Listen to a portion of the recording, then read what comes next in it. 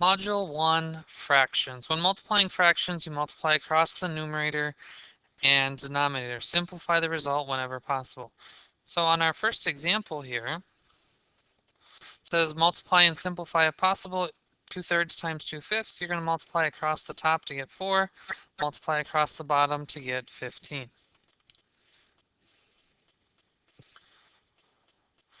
On the next one, we've got -2/3 times 3/5. You're going to multiply the -2 and 3 together to get -6. 3 times 5 is 15. Because this fraction reduces, you're going to reduce that to be -2/5. Again, whenever you have an integer that is by itself, remember that really it's a fraction over 1. So you're going 2 times 6 is 12 over 3 times 1 is 3. And then when you reduce that, you get 4. Next, it says when dividing fractions, you are going to flip and multiply. So you're always going to flip the second fraction when you're doing this. So on this first example, you have 2/3 times 5/6, or sorry, 2/3 divided by 5/6. You're going to make this 2/3 times 6/5. And just like before, multiply across the top, multiply across the bottom, and then if 12 over 15 reduces, which it does, you're going to reduce. On the next example, you got 1/2 divided by 5/6. That becomes 1/2 times 6 over 5. Again, you're going to multiply the top together, multiply the bottom together. 6 over 10 reduces to be 3/5. That is the multiplying and dividing portion.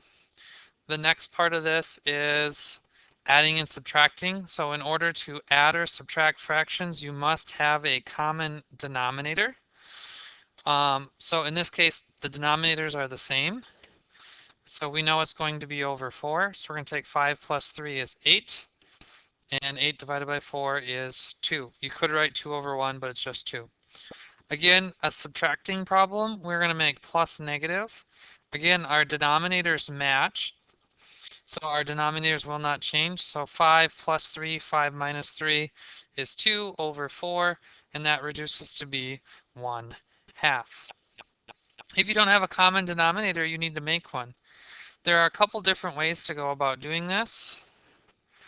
One method that you were shown in my class is what we called the loop method, where you figure out what do 3 and 4 both go into, what is their least common multiple, in this case 12. So then we draw the loop going, what do we multiply 3 by to get 12? In this case 4. So what you multiply the denominator by, you multiply the numerator by. 1 times 4 is 4. Draw the loop on the other side. 4 times 3 is 12. 3 times 3 is 9. Again, we have a common denominator of 12. Add the numerators, we get 13. So 13 over 12. Extend the page here.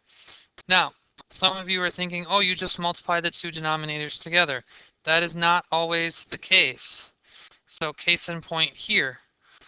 What number do 3 and 9 share in common? So when you're looking at the times table, what's the first number that they both have? 9.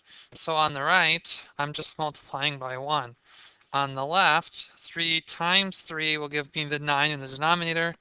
2 times 3 is 6 in the numerator. So in this case, we get 10/9. Could you do 9 times 3 and make a common denominator of 27? Yes, but that won't be your least common denominator, which means you're going to have to reduce at the end. So while possible, you want to find the least common denominator because it'll make your answer at the end simplified. All right, again, this last one, because it's subtracting, we're going plus minus. 5 and 4 both go into 20. On the right side, we're multiplying, on the left side, we're multiplying by 4. 7 times 4 is 28. On the right side, we're multiplying by 5. -5 times 5 is -25. 28 minus 25 is 3 over 20, and that does not reduce. And that is Module 1 on working with fractions.